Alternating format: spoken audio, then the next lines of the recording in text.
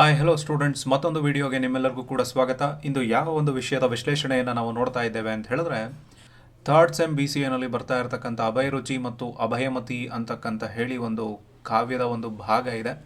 ಆ ಭಾಗದ ವಿಶ್ಲೇಷಣೆಯನ್ನು ನಾವು ನೋಡ್ತಾ ಹೋಗೋಣ.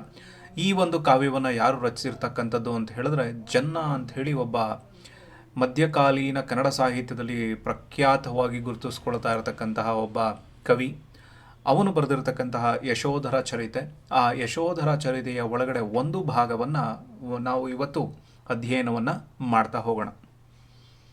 ಹಾಗಾದರೆ ಈ ಒಂದು ಯಶೋಧರ ಚರಿತೆ ಅಂಥೇಳಿ ಒಂದು ಕಾವ್ಯ ಏನಿದೆಯಲ್ಲ, ಈ ಕಾವ್ಯದ ಒಂದು ಸ್ಥೂಲವಾಗಿರ್ತಕ್ಕಂತಹ ಒಂದು ಕಥೆಯನ್ನು ನೋಡೋದಾದರೆ, ಇಲ್ಲಿ ಯಶೋಧರ ಮತ್ತು ಅಮೃತಮತಿ ಅಂಥೇಳಿ ಗಂಡ ಹೆಂಡತಿ. ಚಂದ್ರಮತಿ ಅಥವಾ ಅಮೃತಮತಿ ತಾನು ತನ್ನ ಗಂಡನ ಜೊತೆಯಲ್ಲಿ ಮಲಗಿರಬೇಕಾದಾಗ ಕುದುರೆಲಾಯದಲ್ಲಿ ಒಬ್ಬ ಮಾವುತ, ಅವನ ಕೆಲಸದಲ್ಲಿರ್ತಕ್ಕಂಥ ಒಬ್ಬ ಬದಗ ಒಂದು ಹಾಡನ್ನು ಹೇಳ್ತಾ ಇರ್ತಾನೆ. ಆ ಹಾಡಿಗೆ ಅವಳೇನು ಮಾಡ್ತಾಳೆ, ಮನಸ್ಸನ್ನು ಕೊಟ್ಬಿಡ್ತಾಳೆ. ಕೊಟ್ಟು ತನ್ನ ದೇಹವನ್ನು ಆಮೇಲೆ ಕೊಟ್ಕೊಳ್ತಾಳೆ. ಅದಾದಮೇಲೆ ಅವನನ್ನು ಸೇರಬೇಕು ಅಂತ ಹೇಳಿ ಅವನ ಜೊತೆನೇ ಸೇರ್ಕೋತಾಳೆ. ಈ ವಿಚಾರ ಗೊತ್ತಾಗಿರ್ತಕ್ಕಂಥ ಯಶೋಧರ ಏನು ಮಾಡ್ತಾನೆ, ಸಂಕಲ್ಪ ಹಿಂಸೆಯನ್ನು ಮಾಡಿ 6 ರಿಂದ 7 ಜನ್ಮಗಳ ಭವಾವಳಿಗಳನ್ನು ಹೊಂದುತ್ತಾ ಬರ್ತಾರೆ. ಆ ಭವಾವಳಿಗಳು ಅಂದರೆ ಒಂದು ಜನ್ಮದಲ್ಲಿ ಒಂದು ರೀತಿಯಾಗಿ ಹುಟ್ಟಿ ಇನ್ನೊಂದು ಜನ್ಮದಲ್ಲಿ ಇನ್ನೊಂದು ರೀತಿಯಾಗಿ ಹುಟ್ಟುವಂಥದ್ದು, ಆಮೇಲೆ ಇನ್ನೊಂದು ಜನ್ಮದಲ್ಲಿ ಇನ್ನೊಂದು ರೂಪವನ್ನು ತೆಗೆದುಕೊಳ್ತಕ್ಕಂತಹ ಒಂದು ಹಂತ. ಹಾಗೆ ಅವರ ಕೊನೆಯ ಹಂತ ಯಾವುದು ಅಂತ ಹೇಳಿದ್ರೆ, ಇಬ್ಬರು ಮಕ್ಕಳಾಗಿ ಅಭಯರುಚಿ ಮತ್ತು ಅಭಯಮತಿಯಾಗಿ ಹುಟ್ಟುತ್ತಾರೆ. ಇಲ್ಲಿ ಅಭಯರುಚಿ ಯಾರು ಅಂತ ಹೇಳಿದ್ರೆ ಯಶೋಧರ. ಯಶೋಧರನ ತಾಯಿ ಯಶೋಘವ. ಸೊ ಇವಳು ಅಂದರೆ ಅಮ್ಮ ಮತ್ತು ಮಗ 7ನೇ ಜನ್ಮದಲ್ಲಿ ಅಣ್ಣ ಮತ್ತು ತಂಗಿಯಾಗಿ ಹುಡ್ತಾರೆ. ಅವರು ಆ ಸಂದರ್ಭದಲ್ಲಿ ನಡೀತಕ್ಕಂತಹ ಒಂದು ಕಥೆಯನ್ನು ಇಲ್ಲಿ ನಾವು ನೋಡ್ತಾ ಹೋಗ್ತಾ ಇದ್ದೇವೆ. ಏನಾಗತ್ತೆ ಅನ್ನೋದನ್ನು ಇಲ್ಲಿ ನೋಡ್ತೀವಿ. ಅದರಲ್ಲೂ ಮುಖ್ಯವಾಗಿ ಜನ್ನ ಯಾಕೆ ಪ್ರಮುಖವಾಗಿರ್ತಕ್ಕಂತಹ ಕವಿ ಅಂತ ಹೇಳಿ ಅನ್ನಿಸ್ಕೊಳ್ತಾನೆ ಅಂತ ಹೇಳಿದ್ರೆ, ಅವನು ಇಲ್ಲಿವರೆಗೂ ಬಂದಿರತಕ್ಕಂತಹ ಕಾವ್ಯದ ವಿಚಾರ ಅಥವಾ ಕಾವ್ಯದ ವಿಷಯಗಳು ಏನು, ರಾಮಾಯಣ ಮತ್ತು ಮಹಾಭಾರತ, ಆ ಒಂದು ವಿಷಯವನ್ನು ಬಿಟ್ಟು ಬೇರೆ ಒಂದು ವಿಷಯವನ್ನು ತೆಗೆದುಕೊಂಡು ಒಂದು ಕಾವ್ಯವನ್ನು ರಚನೆ ಮಾಡ್ತಾನೆ. ಅದರ ಜೊತೆಗೆ ಆ ಟೈಮಲ್ಲಿ ಜೈನ ಧರ್ಮ ಅಂತಕ್ಕಂಥದ್ದು ಅಳಿದು ಹೋಗ್ತಾ ಇತ್ತು. ಅದರ ಮತ್ತೆ ಪುನಶ್ಚೇತನಗೊಳಿಸಬೇಕು ಅಂತ ಹೇಳಿ ಇವನು ಕೂಡ ಮುಂದೆ ನಿಲ್ತಾ ಹೋಗ್ತಾನೆ. ಇದರ ಮೂಲಕವಾಗಿ ಜೈನ ಧರ್ಮ ಆಗಲಿ ಅಥವಾ ನಾವು ಇಡೀ ಕಾವ್ಯವನ್ನು, ಇವನು ಬರೆದಿರ್ತಕ್ಕಂಥ ಕಾವ್ಯದ ಹಿನ್ನೆಲೆಯಲ್ಲಿ ನೋಡಿದಾಗ ಅಹಿಂಸೆ, ನ್ಯಾಯ, ಸತ್ಯ, ದಾನ, ಧೈರ್ಯ ಎಲ್ಲ ಅಂಶಗಳನ್ನು ಈ ಕಾವ್ಯ ಒಳಗೊಳ್ತಾ ಹೋಗ್ತಾ ಇರುತ್ತೆ. ಸೊ ಹಾಗಾದರೆ ನಾವು ಈ ಕಾವ್ಯವನ್ನು ನೋಡ್ತಾ ಹೋಗ್ಬೋದು. ಅದಕ್ಕೂ ಮುಂಚೆ ಏನು ಹೇಳ್ಬೋದು ಅಂತ ಹೇಳಿದ್ರೆ, ಈ ಒಂದು ಸನ್ನಿವೇಶ ಅಥವಾ ಈ ಕಾವ್ಯದ ಕತೆ ಎಲ್ಲಿ ನಡೀತಾ ಇದೆ ಅಂತ ಹೇಳಿದ್ರೆ, ರಾಜಾಪುರ ಅಂಥೇಳಿ ಒಂದು ಊರು. ಆ ರಾಜಾಪುರ ಅಂತಕ್ಕಂಥ ಊರನ್ನು ಮಾರಿದತ್ತ ಅಂಥೇಳಿ ಒಬ್ಬ ರಾಜ ಆಳ್ತಾ ಇರ್ತಾನೆ. ಆ ಊರಿನ ದೇವತೆಯಾಗಿರ್ತಕ್ಕಂಥವಳು ಚಂಡಮಾರಿ ದೇವತೆ ಅಂಥೇಳಿ. ಈ ಚಂಡಮಾರಿ ದೇವತೆಗೆ ಪ್ರತಿ ವರ್ಷ ಅವ್ರು ಏನು ಮಾಡ್ತಾ ಇರ್ತಾರೆ ಅಂದರೆ ಜಾತ್ರೆಯನ್ನು ಮಾಡ್ತಾ ಇರ್ತಾರೆ. ಆ ಜಾತ್ರೆಯ ಸಂದರ್ಭ ಯಾವಾಗ ಬರ್ತದೆ ಅಂತ ಹೇಳಿದ್ರೆ, ಅಶ್ವಯುಜ ಚೈತ್ರ ಮಾಸಗಳಲ್ಲಿ ಈ ಒಂದು ಜಾತ್ರೆಯನ್ನು ಅವರು ಆಯೋಜನೆಯನ್ನು ಮಾಡ್ಕೊಳ್ತಾ ಹೋಗ್ತಾ ಇರ್ತಾರೆ.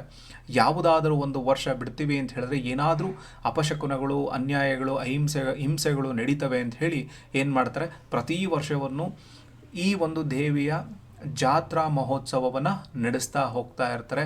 ಆ ಸಂದರ್ಭದಲ್ಲಿ ಏನಾಗತ್ತೆ ಅನ್ನೋದನ್ನು ನಾವು ಮೊದಲ ಪ್ಯಾರದಲ್ಲಿ ನೋಡ್ತಾ ಹೋಗೋಣ. ಆ ದೇವಿಯ ಜಾತ್ರೆಗೆ ಮೊಳೆ ಓದಳ್ ಎರವೆಸಿದ ಗಾಳ ಮುರಿಯ ಉಯ್ಯಲೆ ಕೈಯ ಓದ ಅಸುಕೆ ಕೋಕಿಲ ಧ್ವನಿ ಮೂದಲೆಯಲ್ಲಿ ಉಲಿಯಾಗೆ ಬಂದುದಂದು ಬಸಂತಂ. ಅಂದರೆ ಈ ಒಂದು ಪ್ಯಾರಾದಲ್ಲಿ ಏನು ಹೇಳ್ತಿದ್ದಾರೆ ಅಂತ ಹೇಳಿದ್ರೆ, ವಸಂತ ಋತು ಅಂತ ನಾವೇನು ಕರಿತೀವಲ್ವಾ, ಅದು ಹೆಂಗೆ ಬಂತು ಅನ್ನೋದನ್ನ ಹೇಳ್ತಾ ಇದ್ದಾರೆ. ಅದೇ ಸಂದರ್ಭದಲ್ಲಿ ಇಲ್ಲಿ ದೇವಿಯ ಜಾತ್ರೆಯು ಕೂಡ ನಡೀತಾ ಇದೆ. ಅದೇ ಟೈಮಲ್ಲಿ ಆ ಜಾತ್ರೆ ಚೈತ್ರ ಮಾಸ ಅನ್ನೋದು ಬಂತು. ಅದು ಹೆಂಗೆ ಬರ್ತಾ ಇದೆ ಅಂತ ಹೇಳಿದ್ರೆ, ಆ ಚಂದ್ರನೇ ಈ ದೇವಿಗೆ ಬಂದು ಅರ್ಚನೆಯನ್ನು ಮಾಡ್ತಾ ಇದ್ದಾನೇನೋ ಅನ್ನೋ ರೀತಿನಲ್ಲಿ, ಕಾಣೋ ರೀತಿನಲ್ಲಿ ಬರ್ತಾ ಇದೆಯಂತೆ.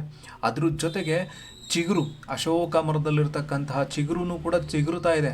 ಅಂದರೆ ಚಿಗುರು ಅಂದರೆ ಏನು, ವಸಂತ ಋತು ಬರ್ತಾ ಇದೆ ಅನ್ನೋದನ್ನು ತೋರಿಸ್ತಕ್ಕಂತಹ ಒಂದು ಸನ್ನಿವೇಶ. ಅದೇ ರೀತಿಯಾಗಿರೋ ಅಶೋಕ ಮರವು ಕೂಡ ಆ ಚಿಗುರನ್ನು ಸೃಷ್ಟಿಸ್ಕೊಳ್ತಾ ಇದೆ. ಹಾಗೆ ಆ ಚಿಗುರು ಸೃಷ್ಟಿ ಆಗ್ತಾ ಇರತಕ್ಕಂತಹ ಸಂದರ್ಭದಲ್ಲಿ ಕೋಗಿಲೆಗಳ ಧ್ವನಿಯು ಕೂಡ ಇಂಪಾಗಿ ಕೇಳ್ತಾ ಹೋಗ್ತಾ ಇದೆ. ಇವೆಲ್ಲವನ್ನು ಸೇರಿಸ್ಕೊಂಡು ಆ ವಸಂತ ಋತು ಅಂತಕ್ಕಂಥದ್ದು ಬರ್ತಾ ಇದೆ ಅನ್ನೋದನ್ನು ಹೇಳ್ತಾರೆ. Next para.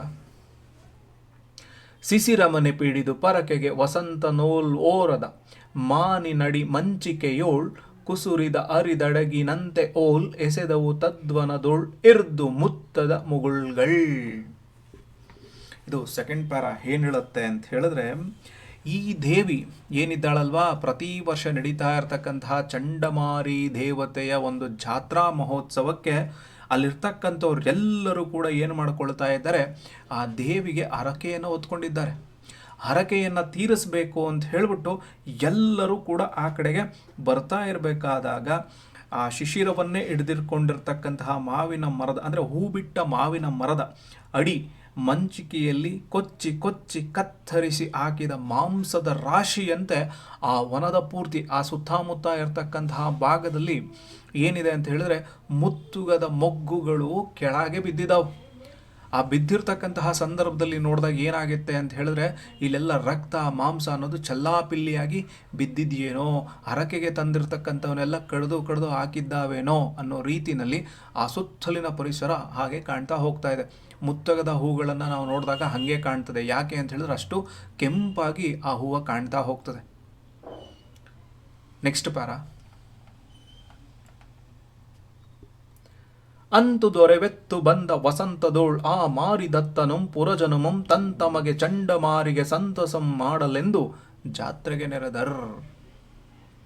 ಈಗೇನಾಯಿತು, ಅಲ್ಲಿರ್ತಕ್ಕಂಥವ್ರು ಆ ಸಂದರ್ಭದಲ್ಲಿ ಏನು ವಸಂತ ಋತು ಬರ್ತಾ ಇದೆ ಅಂತ ಹೇಳಿದ ವನದಲ್ಲಿ ಅಥವಾ ಕಾಡಿನ ಸುತ್ತಮುತ್ತ ಇರತಕ್ಕಂತಹ ಪರಿಸರದಲ್ಲಿರ್ತಕ್ಕಂತಹ ಪಕ್ಷಿಗಳಾಗಲಿ ಪ್ರಾಣಿಗಳಾಗಲಿ ಎಲ್ಲವೂ ಜೋರಾಗಿ ಕೂಗ್ತಾ ಇದ್ದಾವೆ. ಅದೇ ಸಂದರ್ಭದಲ್ಲಿ ಬರ್ತಾ ಇರತಕ್ಕಂತಹ ಜನರೆಲ್ಲರೂ ಕೂಡ ದೀರ್ಘವಾಗಿರ್ತಕ್ಕಂಥ ದಂಡ ನಮಸ್ಕಾರವನ್ನು ಮಾಡಿಕೊಂಡು ಬಂದು ನಿಂತಿದ್ದಾರೆ. ನಿಂತಿರ್ತಕ್ಕಂತಹ ಸಂದರ್ಭದಲ್ಲಿ ವಸಂತ ಋತು ಅನ್ನೋದು ಬಂದಿದೆ. ಈಗ ವಸಂತ ಋತು ಅನ್ನೋದು ಬಂದಿದೆ.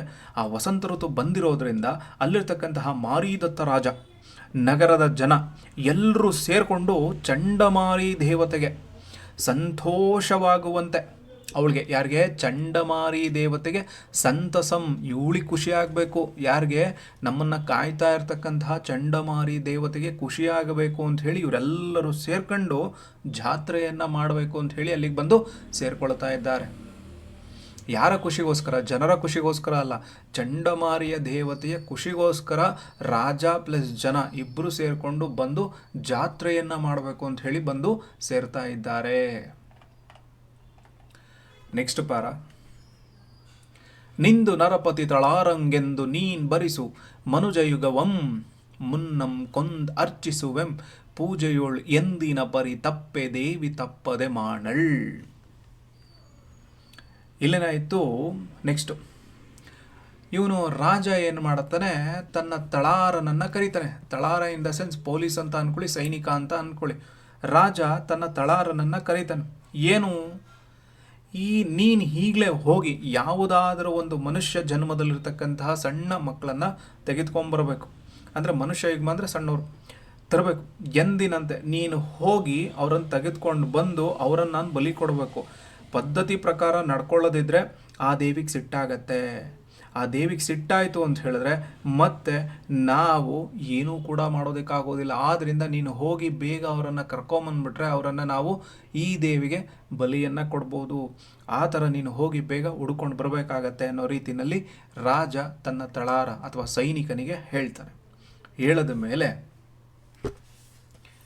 ಕಿರುಬರೆಯದ ಶುಭ ಲಕ್ಷಣ ಧರಿಕೆಯ ಸತ್ಕುಲ ಮರ್ತ್ಯಂಗಲು ಕುಲಂ ತಾನ್ ಅರಸಲ್ ಬಳರಿಯ ಬನದಿಂ ಪೊರಮಟ್ಟಂ ಚಂಡಕರ್ಮನೆಂಬ ತಳಾರಂ.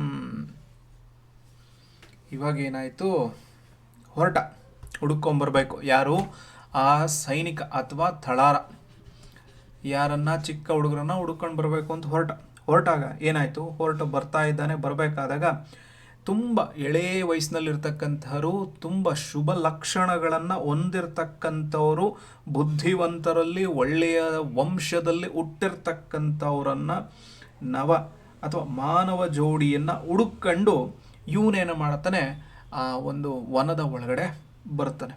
ಅಂದರೆ ಅವರ ಹಿನ್ನೆಲೆಯೂ ಕೂಡ, ಅಂದರೆ ಇಲ್ಲಿ ಏನು ಬಲಿ ಕೊಡ್ತಾನಲ್ವಾ, ಬಲಿ ಕೊಡ್ತಕ್ಕಂತಹ ಬಲಿ ಪೀಠಕ್ಕೆ ಒಳಗಾಗಿರ್ತಕ್ಕಂಥವರು ಕೂಡ ಒಳ್ಳೆಯ ಜನ್ಮದಲ್ಲೇ ಹುಟ್ಟಿರಬೇಕು, ಅದು ಶುಭ ಲಕ್ಷಣವನ್ನು ಹೊಂದಿರಬೇಕು, ಅದರಲ್ಲೂ ಮುಖ್ಯವಾಗಿ ಚಿಕ್ಕೋರಾಗಿರಬೇಕು ಅಂತ ಹೇಳಿ ಚಂಡಕರ್ಮ ಏನು ಮಾಡ್ತಾನೆ, ಹುಡುಕೊಂಬರ್ಬೇಕು ಅಂತ ಹೇಳಿ ಕಾಡೊಳಗೆ ಹೊರಡ್ತಾನೆ.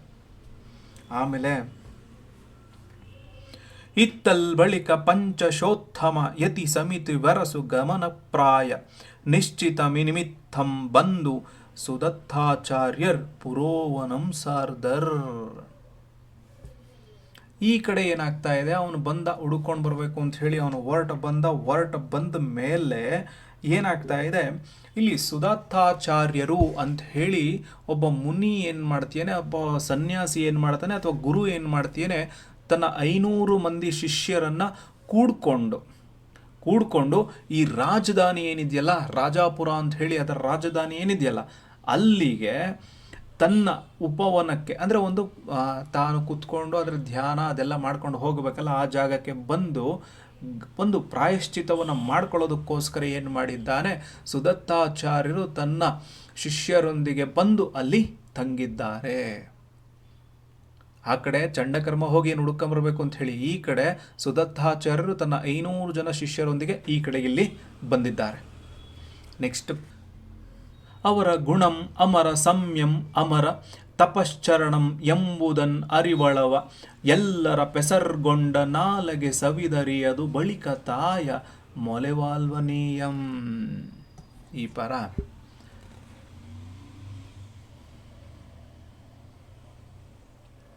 ಅಲ್ಲಿಗೆ ಬಂದಾಗ ಅವರ ಗುಣ ಆಗಲಿ, ಅವರ ಮನೋನಿಗ್ರಹಗಳಾಗಲಿ, ಅವ್ರು ಏನು ತಪಸ್ಸುಗಳನ್ನು ಆಚರಿಸ್ತಾ ಇರತಕ್ಕಂಥದ್ದೆಲ್ಲವೂ ಇರುತ್ತಲ್ಲ, ಅದು ಯಾವ ಸಾಮಾನ್ಯ ಜನಕ್ಕೂ ಕೂಡ ಗೊತ್ತಾಗದೇ ಇರತಕ್ಕಂತಹ ಪರಿಸ್ಥಿತಿಯಲ್ಲಿರ್ತಕ್ಕಂಥವು ಅವೆಲ್ಲ. ನಿಮ್ಮಂತಹ ಹುಲುಮಾನವರಿಗೆ ಅವ್ರು ಮಾಡ್ತಕ್ಕಂಥ, ಅಂದರೆ ಸನ್ಯಾಸರು ಸಂತರು ಮಾಡ್ತಕ್ಕಂಥದ್ದು ಗೊತ್ತಾಗೋದೇ ಇಲ್ಲ. ಅವ್ಯಾವು ಕೂಡ ನಮ್ಗೆ ಆಗೋದೇ ಇಲ್ಲ. ಅಂಥದ್ರಲ್ಲಿ ಅವ್ರ ಹೆಸರನ್ನು ಹೇಳಿದ್ರೆ ಸಾಕು, ಯಾವ ರೀತಿ ಆಗತ್ತೆ, ಆ ನಾಲ್ಗೆಗೆ ತಾಯಿಯ ಮೊಲೆ ಹಾಲನ್ನೇ ಕೊಡೋದಷ್ಟು ಖುಷಿಯಾಗತ್ತಂತೆ.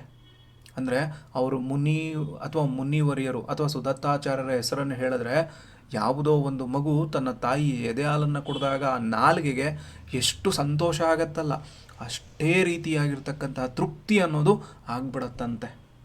ಆ ರೀತಿ ಅಂದರೆ ಅವ್ರ ಹೆಸರನ್ನು ಕೇಳಿಸ್ಕೊಂಡಾಗ ಅಥವಾ ಅವರ ಹೆಸರನ್ನು ಹೇಳಿದ ತಕ್ಷಣ ಆ ಮಟ್ಟದ ಸನ್ಯಾಸ ಅಥವಾ ಸಂತತನವನ್ನು ಏನು ಮಾಡಿರ್ತಾರೆ, ಬೆಳೆಸ್ಕೊಂಡಿರ್ತಕ್ಕಂಥವ್ರು ಯಾರು, ಸುದತ್ತಾಚಾರ್ಯರು. ನೆಕ್ಸ್ಟ್ ಪ್ಯಾರ, ಮುನಿ ಸಮುದಾಯ ಸಮೇತಂ ವಿನಯೇ ಜನ ವನ ಜನ ದಿವಾಕರನಂತ ಆ ಮುನಿಪನು ಉಪವಾಸಮಂ ಪರ್ವ ನಿಮಿತ್ತಂ ತಳೆದು ಬಳಿಕ ಬಾಲಕಯುಗಂ. ಏನು ಮಾಡಿದ್ರು, ಅಲ್ಲಿ ಬಂದಿರತಕ್ಕಂಥವರಲ್ಲಿ ಕೆಲವೊಂದಷ್ಟು ಜನರನ್ನು ಏನು ಮಾಡ್ತೀಯರೆ, ಇವಾಗ ಅಲ್ಲಿರ್ತಕ್ಕಂತಹ ಸಂದರ್ಭದಲ್ಲಿ ಏನಾಗ್ತೀಯರೆ, ತನ್ನ ಗುರುಗಳು ತನ್ನ ಶಿಷ್ಯರ ಹತ್ರಕ್ಕೆ ಹೇಳ್ಕೊಳ್ತಾ ಇರತಕ್ಕಂಥದ್ದು ಏನು, ಆ ಮಟ್ಟದ ಸುದತ್ತಾಚಾರ್ಯರು ತನ್ನ ಶಿಷ್ಯ ವೃಂದಕ್ಕೆ, ಅವರ ಅಭ್ಯುದಯಕ್ಕೆ, ಅವರ ಬೆಳವಣಿಗೆಗೆ ಏನು ಮಾಡ್ತೀರೆ, ಒಂದೊಂದೇ ಕಾರ್ಯಕ್ರಮಗಳನ್ನು ಕೊಡ್ತಾ ಹೋಗ್ತೀರಿ ಅಥವಾ ಒಂದೊಂದೇ ವಿದ್ಯೆಯನ್ನು ಕಲಿಸ್ತಾ ಹೋಗ್ತಾ ಇದ್ದಾರೆ. ಹಾಗೆ ಈ ಶಿಷ್ಯತನದಲ್ಲಿರ್ತಕ್ಕಂಥವರನ್ನು ಕೂಡಿಕೊಂಡು ಒಂದು ವ್ರತಕ್ಕೆ ಅಂತ ಹೇಳಿಬಿಟ್ಟು ಏನು ಮಾಡ್ತಾರೆ, ಉಪವಾಸವನ್ನು ಮಾಡ್ತಾ ಇದ್ದಾರೆ. ಉಪವಾಸವನ್ನು ಮಾಡ್ತಾ ಇರತಕ್ಕಂತಹ ಸಂದರ್ಭದಲ್ಲಿ ಅಲ್ಲಿರ್ತಕ್ಕಂಥ ಇಬ್ಬರು ಮಕ್ಕಳನ್ನು ನೀವು ಹೋಗಿ ಭಿಕ್ಷೆಯನ್ನು ತೆಗೆದುಕೊಂಬನ್ರಪ್ಪ, ನಾವೆಲ್ಲ ಇಲ್ಲಿ ಏನು ಮಾಡ್ತಿದ್ದೀವಿ, ವ್ರತವನ್ನು ಮಾಡ್ತಾ ಇದ್ದೇವೆ, ನಮ್ಮ ವ್ರತ ಮುಗಿದ ತಕ್ಷಣ ನಮ್ಮ ಫಲಾಹಾರಗಳೇನಿರ್ತಾವಲ್ಲೋ ಅದನ್ನು ನಾವು ಮಾಡ್ಕೋಬೇಕು ಅಂತ ಹೇಳಿದ್ರೆ ನಮಗೆ ಏನಾದರೂ ಸ್ವಲ್ಪ ಆಹಾರ ಪದಾರ್ಥಗಳು ಬೇಕಾಗ್ತದೆ.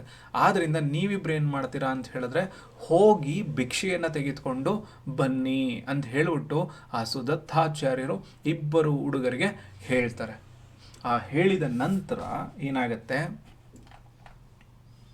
ನೆಕ್ಸ್ಟ್ ಪಾರ, ಚರಿಗೆಗೆ ಬೀಳ್ಕೊಡೆ ಗುರುಗಳ ಚರಣಕ್ಕೆ ಆ ಯುಗಳಂ ಎರಗಿ ಪೊರಮಟ್ಟ ಆಗಳ್ ತರುಣವನ ಹರಿಣ ಯುಗಂ ತರಕ್ಷು ಪಿಡಿವಂತೆ ಚಂಡಕರ್ಮಂ ಪಿಡಿದಂ.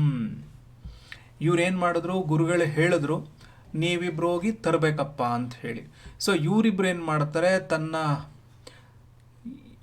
ಭಿಕ್ಷೆಯನ್ನು ಕೇಳ್ಕೋಬೇಕು ಅಂತ ಹೇಳಿಬಿಟ್ಟು ಗುರುಗಳಿಗೆ ಪ್ರಣಾಮಗಳನ್ನು ಮಾಡಿ ನಮಸ್ಕಾರಗಳನ್ನು ಮಾಡಿ ಅವರು ಈ ಕಡೆ ಹೊರಟು ಬರ್ತಾ ಇರ್ತಾರೆ. ಹೊರಟು ಬರಬೇಕಾದಾಗ 2 ಜಿಂಕೆ ಮರಿಗಳನ್ನು ಒಂದು ಹುಲಿ ಹಿಡಿಯೋ ರೀತಿನಲ್ಲಿ ಚಂಡಕರ್ಮ ಅಂತಕ್ಕಂತಹ ಒಬ್ಬ ತಳಾರ ಏನು ಮಾಡ್ತಾನೆ, ಬಂದು ಆ ಹುಡುಗರನ್ನು ಹಿಡ್ಕೊಂಡ್ಬಿಡ್ತಾನೆ. ಅಂದರೆ ಕಂಪ್ಯಾರಿಸನ್ ನೋಡಿ, ಒಂದು ಜಿಂಕೆಯನ್ನು ಒಂದು ಹುಲಿ ಹೇಗೆ ಹಿಡಿತದೋ ಹಾಗೆ ಈ ಹುಡುಗರನ್ನು ಚಂಡಕರ್ಮ ಅಂತಕ್ಕಂತಹ ತಳಾರ ಹಿಡಿತಾನೆ. ಅಂದರೆ ಅವನು ಹುಲಿ, ಇವೆರಡು ಜಿಂಕೆ ಮರಿಗಳು. ಹೋಲಿಕೆ ಅಂದರೆ ಮುಗ್ಧ ಮನಸ್ಥಿತಿಯಲ್ಲಿರ್ತಕ್ಕಂಥ ಮಕ್ಕಳಿಗೆ ಏನು ಗೊತ್ತಾಗತ್ತೆ, ಸೊ ಜಿಂಕೆಗಳು ಕೂಡ ಅದೇ ರೀತಿಯಲ್ಲೇ ಇರ್ತಕ್ಕಂಥವಲ್ವಾ. ಸೊ ಹಾಗಿರೋದ್ರಿಂದ ಕಂಪ್ಯಾರಿಸನನ್ನು ತೆಗೆದುಕೊಂಡಿದ್ದಾರೆ. ಅಭಯ ರುಚಿ ಅಭಯಮತಿ ಎಂಬ ಉಭಯಮನ್ ಆ ಪಾಪ ಕರ್ಮನ್ ಉಯ್ ಒಡೆಯೋಳ್ ಮತ್ತಭಯ ರುಚಿ ತಂಗೆ ಗೆಂದಪನ್ ಅಭೀತೆಯಾಗೆಲಗೆ ತಾಯಿ ಮರಣದ ದೆಸೆಯೋಳ್. ಇವನು ಬಂದು ಹುಲಿ ಥರ ಬಂದು ಹಿಡ್ಕೊಂಬಿಟ್ನಲ್ಲಪ್ಪ, ಯಾರು ಈ ಚಂಡಕರ್ಮ ಬಂದು ಹಿಡ್ಕೊಂಬಿಟ್ನಲ್ಲ. ಆ ಬಂದು ಹಿಡ್ಕೊಂಡಾಗ ಇಲ್ಲಿ ಅಭಯ ರುಚಿ ಅಂದರೆ ಹುಡುಗ, ಅಭಯಮತಿ ಅಂದರೆ ಹುಡುಗಿ. ಹಿಡ್ಕೊಂಡಿದ ತಕ್ಷಣ ಭಯ ಆಗ್ಬಿಡತ್ತಲ್ವಾ. ಭಯ ಯಾರಿಗಾಗ್ಬಿಡತ್ತೆ, ಇಬ್ಬರಲ್ಲಿ ಹುಡುಗಿಗೆ ಭಯ ಆಗೋಗತ್ತೆ. ಅವಾಗ ಹುಡುಗಿಗೆ ಭಯ ಆಗೋಗಿದ ತಕ್ಷಣ ಏನು ಮಾಡ್ತಾನೆ, ಅಭಯ ರುಚಿ ತಂಗಿಗೆ ಹೇಳ್ತಾನೆ, ನೋಡು ತಂಗಿ, ನಮಗೆ ಮೃತ್ಯು ಅನ್ನೋದು ಬಂದ್ಬಿಟ್ಟಿದೆ ಇವಾಗ. ಆ ಮೃತ್ಯು ಅನ್ನೋದು ಬಂದಿರೋದ್ರಿಂದ ನೀನು ಯಾವುದಕ್ಕೂ ಕೂಡ ಹೆದರಿಕೊಳ್ಳ ಅವಶ್ಯಕತೆನೇ ಇಲ್ಲ. Because I am here with you ಅನ್ನೋ ರೀತಿನಲ್ಲಿ ಅಣ್ಣ ತಂಗಿಗೆ ಸಮಾಧಾನವನ್ನು ಹೇಳ್ತೀಯಾನೆ. ಯಾಕೆ, ಆ ಹುಲಿ ಬಂದು ನಮ್ಮ ಮುಂದೆ ಹಿಡ್ದಿದೆ, ಆ ಹುಲಿಯನ್ನು ನಾನು ಹೆಂಗೆ ಬೇಕಾದರೂ ನಾನು ಎದುರಿಸ್ತೀನಿ, ನೀನು ಮಾತ್ರ ಖುಷಿಯಾಗಿರೋ, ನೀನು ಯಾವುದಕ್ಕೂ ಕೂಡ ಭಯವನ್ನು ಪಡ್ಕೊಳ್ಬೇಡ ಅಂಥೇಳಿ ತಂಗಿಗೆ ಸಮಾಧಾನವನ್ನು ಮಾಡ್ತಾನೆ. ಯಾರು, ಅಣ್ಣ ಅಭಯ ರುಚಿ.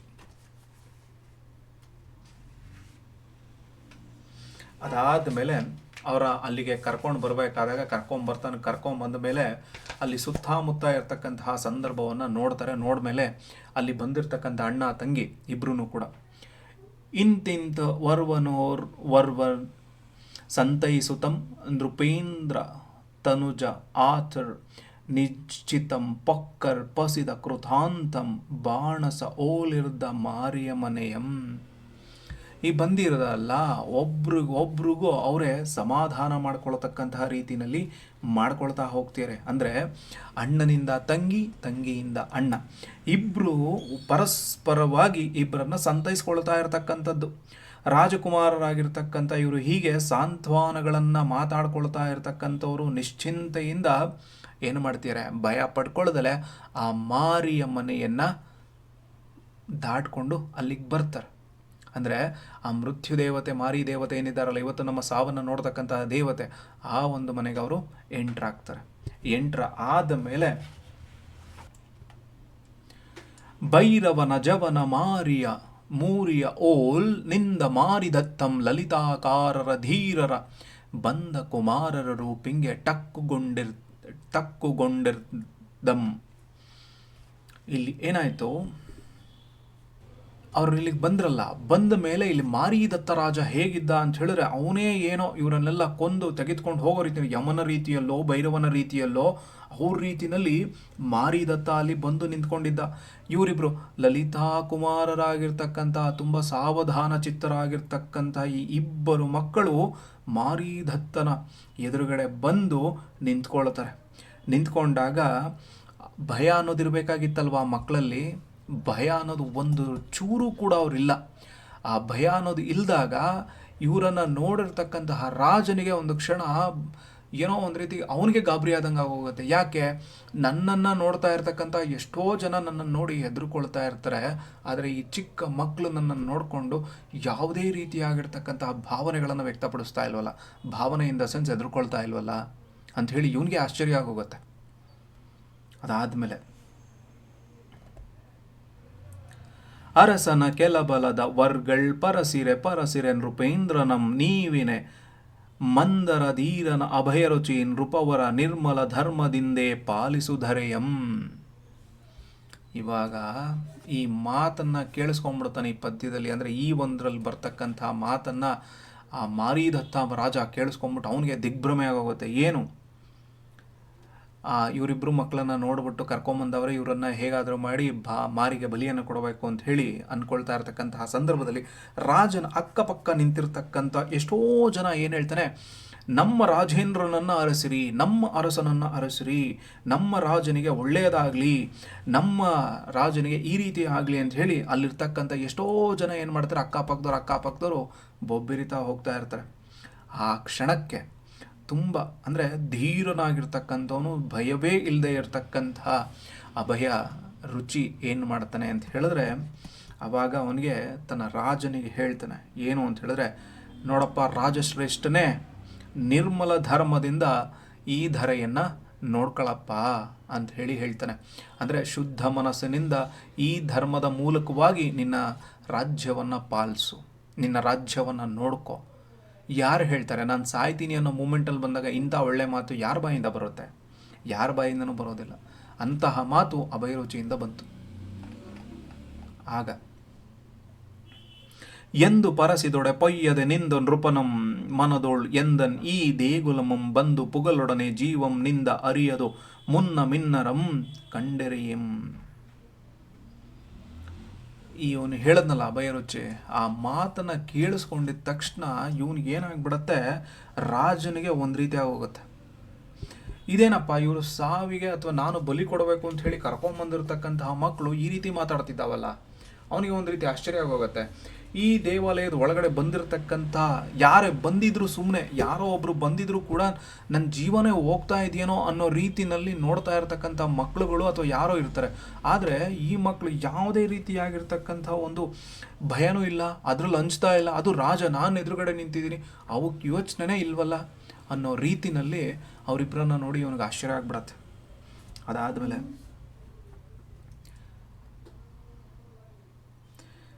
ಕಿತ್ತ ಕರವಾಳ್ಗೆಂ ಎನಗಂ ಮೃತ್ಯುವಿನಂತಿರ್ದ ಮಾರಿಗಂ ಬೆದರದೆ ನಿಂದಿರ್ದ ಎನೆ ನುಡಿದ ಅರಿವರ ನೆಗಳ್ತ ಕರಂ ಪಿರಿದು ಧೀರರ ಅಕಟ ಕುಮಾರರ್. ಇವಾಗ ಇನ್ನೂ ಆಯಿತು,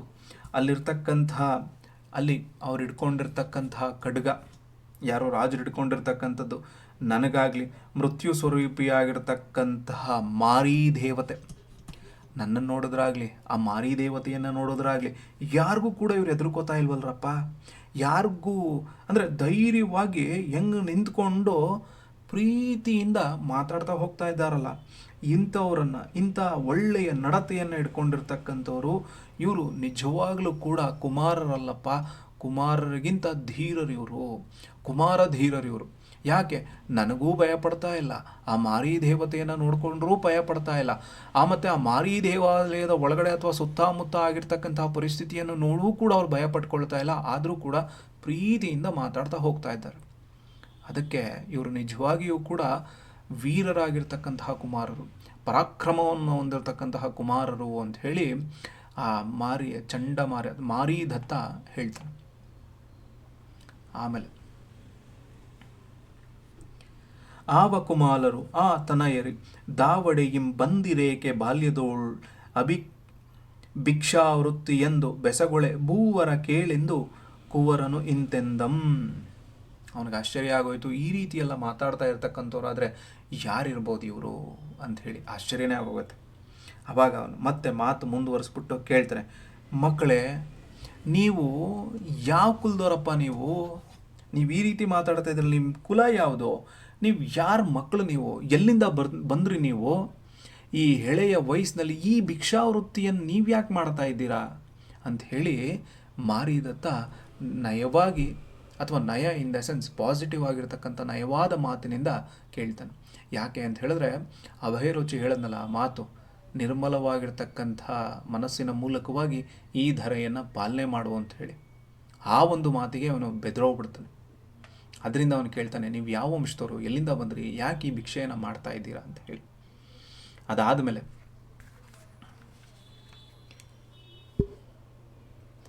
ಧರ್ಮ ಪರರ್ಗಲ್ಲದೆ ಎಮ್ಮಯ ನಿರ್ಮಲ ಚಾರಿತ್ರಂ ಇಂಬು ಕೈಯದು ನಿನಗೆ ಆ ಧರ್ಮದ ಪೋದ ಪೊಲಂಬುದು ನರ್ಮದೆಯಂ ಗೆಂಟದೇಕೆ ಕೇಳ್ದಪೆಯೇ ಮಂ. ಇವಾಗ ಹೇಳ್ತಾನೆ, ನೋಡಪ್ಪ ರಸ, ನೀನು ಕೇಳ್ತಾ ಇದೆಯಲ್ವಾ, ಯಾಕೆ ಈ ಥರ ಭಿಕ್ಷಾ ಪಾತ್ರೆ ಅಥವಾ ಭಿಕ್ಷೆಯನ್ನು ಬೇಡ್ತಾ ಇದೆಯಾ ಅಂತ ಹೇಳಿ ಕೇಳಿದೆ ಅಲ್ವಾ, ಅದಕ್ಕೆ ಹೇಳ್ತೀನಿ ಕೇಳ್ಕೊ ಅಂತ ಹೇಳಿ ಅಭಯರುಚಿ ಹೇಳ್ತಾನೆ. ನೋಡಪ್ಪ, ನಮ್ಮ ಚಾರಿತ್ರ, ನಮ್ಮ ನಡವಳಿಕೆ ಎಲ್ಲವೂ ಕೂಡ ತುಂಬ ಚೆಂದಾಗಿದೆ, ನಿರ್ಮಲವಾಗಿದೆ. ಅದು ಧರ್ಮದ ದಾರಿಯಲ್ಲಿ ನಡೆದವರಿಗೆ ಮಾತ್ರ ಸಿಗತ್ತೆ, ಇತರರಿಗೆ ಅದು ಸಿಗೋದಿಲ್ಲ, ಅಥವಾ ಮೆಚ್ಚಿಸೋದಕ್ಕಾಗೋದೇ ಇಲ್ಲ. ನಿನ್ನ ಮಟ್ಟಿಗೆ ಹೇಳೋದಾದರೆ ನೀನು ಕೂಡ ಧರ್ಮದ ದಾರಿ ಅಂತ ಏನಿದೆಯಲ್ಲ, ಅದು ನರ್ಮದೆಗಿಂತಲೂ ದೂರವಾಗಿರ್ತಕ್ಕಂಥದ್ದು. ಆದ್ದರಿಂದ ನಮ್ಮನ್ನು ಕೇಳು, ಅಂದರೆ ನೀನು ಕೂಡ ಧರ್ಮದ ದಾರಿಯನ್ನು ಮುಟ್ಟಿಲ್ಲ. ನಮ್ಮ ಧರ್ಮದ ದಾರಿ ನರ್ಮದೆಗಿಂತಲೂ ದೂರ ಇರತಕ್ಕಂಥದ್ದು. ಅಂತಹ ದಾರಿಯಿಂದ ನೀನು ದೂರ ಇದೆಯಾ, ಆ ಒಂದು ದಾರಿಗೆ ನೀನು ಬರಬೇಕಾಗ್ತದೆ ಅನ್ನೋ ಮಾತಿನ ಹಿನ್ನೆಲೆಯಲ್ಲಿ ಹೇಳ್ತಾನೆ. ನೆಕ್ಸ್ಟ್, ಗುಣಿಗಳ ಗುಣರತ್ನ ವಿಭೂಷಣಂ ಎಸೆವುದೇ ವಿಕಳ ಹೃದಯ ಆಧರ್ಗೆ ನೃಪಾಗ್ರಣಿ ಪೇಳ್ ತುಪ್ಪೇರಿದ ದರ್ಪಣದೋಳ್ ಪಜ್ಜಳಿಸಲಾರ್ಪುದೇ ಪ್ರತಿಬಿಂಬಂ. ಎಂಥ ಮಾತು ಹೇಳ್ತಾನೆ. 60. ಮಹಾರಾಜ, ಗುಣವಂತರ ಗುಣರತ್ನಾಭರಣಗಳನ್ನು ಕೆಟ್ಟ ಹೃದಯವುಳ್ಳವರಿಗೆ ಸೊಗಸಾಗಿ ಯಾವತ್ತೂ ಕಾಣೋದಿಲ್ಲ. ನೀನು ಎಷ್ಟೇ ಶ್ರೀಮಂತನಾಗಿದ್ದರೂ, ಹೆಂಗೆ ನೀನು ಅಲಂಕಾರ ಮಾಡಿಕೊಂಡ್ರೂ ಕೂಡ ನಿನ್ನ ಮನಸ್ಸಿನ ಒಳಗಡೆ ನಿರ್ಮಲವಾಗಿರ್ತಕ್ಕಂತಹ ಮನಸ್ಥಿತಿ ಇಲ್ಲ ಅಂತ ಹೇಳಿದ್ರೆ, ಹೊರಗಡೆಯಿಂದ ನೀನು ಎಂಥದ್ದು ಏನೇ ಹಾಕ್ಕೊಂಡ್ರೂ ಅವ್ರ ಕಣ್ಣಿಗೆ ನೀನು ಚೆನ್ನಾಗಿ ಕಾಣೋದೇ ಇಲ್ಲ. ಆದಮೇಲೆ ಅದಕ್ಕೊಂದು ಕಂಪ್ಯಾರಿಸನನ್ನು ಕೊಡ್ತಾರೆ. ಕನ್ನಡಿಗೆ ನಾವು ಜಿಡ್ಡನ್ನು ಹಾಕಿಬಿಟ್ಟು ನಮ್ಮ ಮುಖವನ್ನು ನೋಡಿಕೊಂಡ್ರೆ ನಮ್ಮ ಕಣ್ಣು ಕಾಣುತ್ತಾ, ಅಥವಾ ನಮ್ಮ ಪ್ರತಿಬಿಂಬ ಚೆನ್ನಾಗಿ ಕಾಣುತ್ತಾ? ಉಜ್ವಲವಾಗಿ ಕಾಣೋದೇ ಇಲ್ಲ. ಅಂದರೆ ನಮ್ಮ ಉಜ್ವಲವಾಗಿ ಕಾಣಬೇಕು ಅಂದರೆ ಕನ್ನಡಿ ಪರಿಶುದ್ಧವಾಗಿರಬೇಕು. ಅಂದರೆ ನಮ್ಮ ಮನಸ್ಥಿತಿ ಅಷ್ಟೇ ಪರಿಶುದ್ಧವಾಗಿರಬೇಕು. ಹೊರಗಡೆ ತೋರಿಕೆಗಿಂತ ಒಳಗಡೆಯ ತೋರಿಕೆಗಿಂತ, ಅಂದರೆ ಒಳಗಡೆಯ ಮನಸ್ಥಿತಿ ಇದೆಯಲ್ಲ, ಅದು ನಿರ್ಮಲವಾಗಿರಬೇಕು ಅಂತ ಹೇಳಿ ಕಂಪ್ಯಾರಿಸನ್ ಮೂಲಕ ಅಭಯರುಚಿ ಆ ರಾಜನಿಗೆ ಹೇಳ್ತಾನೆ. ನೆಕ್ಸ್ಟು, ಇಂತೆಂಬುದಂ ಆ ಕುಮಾರನ ದಂತಪ್ರಭೆ ಎಂಬ ಶೀತಕರನ್ ಉದಯ ಧಗ ದೌಂಥಾಗಮ ಮಧು ಪಾಲಿಕೆಯಂ ತೊಲಗಿಸಿ ಮುಗಿದುದವನ ಕರಸರಸಿಹೋಹಂ. ಅಂದರೆ ಇಲ್ಲಿನ ಮುಂದಕ್ಕೆ ಏನು ಹೇಳ್ತಾ ಹೋಗ್ತೀಯನೆ ಅಂತ ಹೇಳಿದ್ರೆ, ಮಾರಿದತ್ತನಿಗೆ ಇಷ್ಟೆಲ್ಲ ಮಾತಾಡಿದ್ಮೇಲೆ ಅವನಿಗೇನೋ ಒಂದು ರೀತಿ ಸಂಕೋಚದ ಭಾವನೆ ಬಂದಂಗೆ ಅವನೇನು ಮಾಡ್ಕೊಂಡ್ಬಿಡ್ತಾನೆ, ತನ್ನ ಕೈಯಿಂದ ತನ್ನ ಮುಖವನ್ನು ಮುಚ್ಕೊಂಡ್ಬಿಡ್ತಾನೆ. ಆಗ ಅಭಯರುಚಿ ಮಾತಾಡ್ತಾ ಇರಬೇಕಾದಾಗ ಅವನ ಹಲ್ಲಿನ ಕಾಂತಿ ನೋಡ್ತಾ ಇರಬೇಕಾದಾಗ ಏನೋ ಚಂದ್ರನೇ ಉದಯ ಆಗ್ತಾ ಇದ್ದಾನೇನೋ ಅನ್ನೋ ಮಟ್ಟಕ್ಕೆ ಕಾಣ್ತಾ ಹೋಗುತ್ತೆ. ಆಗ ಈ ಪಾಪದ ಕತ್ತಲೆಯಲ್ಲಿ ಇಷ್ಟು ದಿನ ಮಾಡಿರ್ತಕ್ಕಂತಹ ಪಾಪಗಳೇನಿತ್ತಲ್ಲ, ಅದೆಲ್ಲವೂ ಈಗಲೇ ಮಾಯ ಆಗೋಯ್ತೇನೋ. ತಾವರೆ ಮುಚ್ಕೊಳ್ಳುವಾಗ ಭ್ರಮರಗಳು ಎದ್ದು ಹೋಗುವಂತೆ ಮಾರೀದತ್ತನ ಪಾಪಗಳು ಕೂಡ ಅಲ್ಲಿಂದ ಹೊರಟೋದು. ಅಂದರೆ ತಾನಿಲ್ಲಿವರೆಗೂ ಮಾಡ್ತಾ ಇರತಕ್ಕಂತಹ ತಪ್ಪೇನಾಗಿತ್ತಲ್ಲ, ಆ ತಪ್ಪನ್ನು ಅವನು ಪ್ರಾಯಶ್ಚಿತ ಅನ್ನೋದಕ್ಕಿಂತ ಮುಖ್ಯವಾಗಿ ಈ ತಪ್ಪು ಅಂತ ಹೇಳಿ ಅವನು ಅರ್ಥ ಮಾಡಿಕೊಂಡ.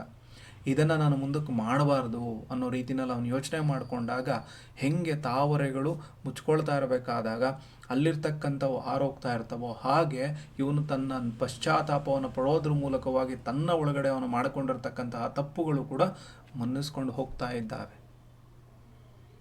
ನೆಕ್ಸ್ಟ್, ಧನಮಂ ಕಂಡ ದರಿದ್ರನ ಮನದ ಓಲರೆಗಿದವು ಪರಿಜನಗಳಂ ನೊಸಲ ವಿನಯ ನಿಧಿಗೆ ಆ ಕುಮಾರಕನನು ಅನುರಾಗದೆ ಮಾರಿದತ್ತ ವಿಭುಗೆ ಇಂತೆಂದಂ. ಮತ್ತೆ ಮಾತು ಮುಂದುವರ್ಸ ಹೇಳ್ತಾನೆ. ಇವಾಗ ನೋಡಪ್ಪ, ಯಾರಿಗಾದರೂ ದುಡ್ಡು ಅಂತ ಹೇಳಿದ ತಕ್ಷಣವೇ ಅವರ ಮನಸ್ಥಿತಿ ಏನು ಮಾಡುತ್ತೆ, ಆ ದುಡ್ಡಿನ ಕಡೆಗೆ ಹೋಗ್ಬಿಡತ್ತೆ. ಅಂದರೆ ಮನಸ್ಸು ಆ ಕಡೆಗೆ ಹೋಗುತ್ತೆ. ಎಂತನು ಒಳ್ಳೆಯವನಾಗಲೂ ಕೆಟ್ಟವನಾದ್ರೂ ಕೂಡ. ಆದರೆ ಕೆಟ್ಟವನ ಮನಸ್ಥಿತಿ ಯಾವ ಕಡೆಗೆ ಬೇಗ ಹೋಗ್ಬಿಡುತ್ತೆ, ಆ ಹಣದ ಕಡೆಗೆ ಹೋಗ್ಬಿಡ್ತದೆ. ಹಾಗೆ ರಾಜನ ಸೇವಕ ಜನರೆಲ್ಲರಲ್ಲ, ಅವರ ಆಟ ಪಾಠಗಳಾಗಲಿ ಅವೆಲ್ಲವೂ ಈ ಅಭಯರುಚಿಯ ಮುಂದ್ಗಡೆ ಮಣದೋದು. ಅವ್ರು ಎಂತೆಂಥದ್ದೇ ಮಾಡ್ಕೊಳ್ಳಿ, ರಾಜನಾಗಿರ್ತಕ್ಕಂಥವನಾಗಲಿ ಅಲ್ಲಿನ ಜನಸಾಮಾನ್ಯರು ಏನೇನೋ ಮಾಡ್ಕೊಂಡಿರಲಿ, ಆದರೆ ಅಭಯರುಚಿಯ ಮುಂದೆ ಅವೆಲ್ಲವೂ ಕೂಡ ಸೋತೋದ್ವು. ಆಗ ಕುಮಾರ ಹೇಳ್ತಾನೆ, ಯಾರಿಗೆ ಆ ರಾಜನಿಗೆ ಹೇಳ್ತಾನೆ. ಅಂದರೆ ಇಷ್ಟೊತ್ತು ಮಾತಾಡಿದ್ರಲ್ಲ, ಇವ್ರಿಗೆ ನಮ್ಮ ಮಾರೀದತ್ತ ರಾಜ ಹಂಗಿದ್ದ ಹಿಂಗಿದ್ದ ಅಂತ ಹೇಳಿ ಜನ ಎಲ್ಲ ಮಾತಾಡ್ಕೊಳ್ತಾ ಇದ್ರು, ಇವನು ನಾನು ಹಾಗೆ ಹಿಂಗೆ ಅಂತ ಹೇಳಿ ಬಿಕ್ಕೊಳ್ತಾ ಇದ್ನಲ್ಲ, ಅವೆಲ್ಲವೂ ಇವನು ಮುಂದೆ ಟುಸ್ ಅಂದೋದು. ಯಾರ ಮುಂದೆ? ಅಭಯರುಚಿ ಮುಂದೆ. ಅದಕ್ಕೆ ಕೊನೆಯದಾಗಿ ಅವನೇನು ಮಾಡ್ತಾನೆ, ಆ ರಾಜನಿಗೆ ಈ ಅಭಯರುಚಿ ಹೇಳೋದಕ್ಕೆ ಮುಂದಾಗ್ತಾನೆ.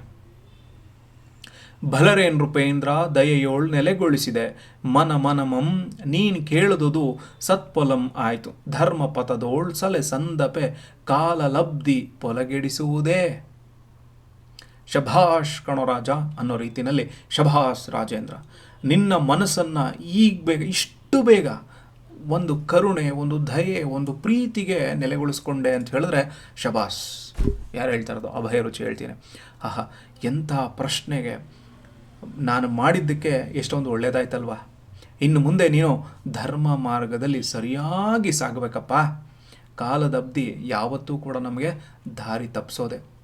ಈ ಕಾಲ ಅಂತಕ್ಕಂಥದ್ದು ಈ ಸಮುದ್ರದ ರೀತಿಯಲ್ಲಿ ನಾವು ನೋಡ್ತೀವಲ್ವ. ಸೊ ಅದು ಹೋಗಬೇಕಾದಾಗ ಎಲ್ಲಾದರೂ ಒಂದು ಕಡೆ ತಪ್ತೀವಲ್ವ. ಹಾಗೆ ನೀನು ಹೇಳಿದ್ಯಲ್ಲ ಇವಾಗ ಮಾತು, ಆ ಮಾತನ್ನು ಕೇಳಿಕೊಂಡು ನನಗೇ ಒಂದು ರೀತಿ ಖುಷಿಯಾಗೋಯ್ತು. ಯಾಕೆ ಅಂದರೆ ಆ ಪ್ರೀತಿ ಅನುಕಂಪದ ಮೂಲಕವಾಗಿ ಇದೆಲ್ಲವನ್ನು ಬಿಡ್ತೀನಿ ಅನ್ನೋ ಮಟ್ಟಕ್ಕೆ ನೀನು ಮಾತಾಡ್ದಲ್ಲಪ್ಪ, ಅದರಿಂದ ನಮಗೇನೋ ಒಂಥರ ಖುಷಿ ಆಗೋಯ್ತು. ಧರ್ಮ ಮಾರ್ಗದಲ್ಲಿ ನೀನು ನಡಿ ಅಂತ ಹೇಳಿಬಿಟ್ಟು ಅಭಯರುಚಿ ಹೇಳ್ತಾರೆ. ಅಂದರೆ ಇಡೀ ಪಾಠ ಅಥವಾ ಇಡೀ ಒಂದು ಕಾವ್ಯ ನಮಗೇನನ್ನು ತಿಳಿಸುತ್ತೆ ಅಂತ ಹೇಳಿದ್ರೆ, ಅಂಧಕಾರದಲ್ಲಿರ್ತಕ್ಕಂತಹ ಒಬ್ಬ ವ್ಯಕ್ತಿಗೆ ಜ್ಞಾನವನ್ನು ಉಣಬಡಿಸ್ತಕ್ಕಂತಹ ರೀತಿಯನ್ನು ನಾವು ಈ ಒಂದು ಪದ್ಯದ ಮೂಲಕವಾಗಿ ಅರ್ಥ ಮಾಡ್ಕೊಳ್ಳೋದಕ್ಕೆ ಸಾಧ್ಯತೆ ಇದೆ. Thank you.